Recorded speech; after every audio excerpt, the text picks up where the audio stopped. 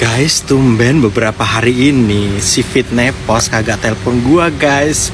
Gua kalau mau telepon dia, gua juga mikir-mikir ya. Gua jaga gengsi, guys. Gua gengsi kalau suruh telepon dia duluan ya. Berasa kayak gua yang butuh dia. No way.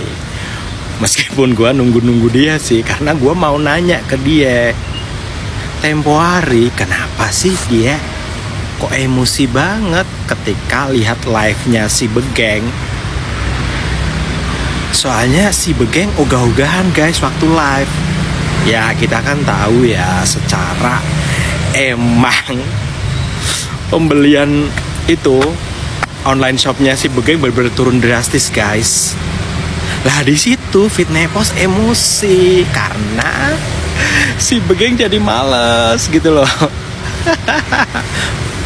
Gue cuma mau nanya, itu kerjaan punya siapa, itu usaha punya siapa, itu barang-barang siapa? Kan terserah si Begeng dong ya. Begeng mau ugah-ugahan jualan, mau off jualan, itu terserah si Begeng. Ngapain si Fitnepos jadi yang emosi?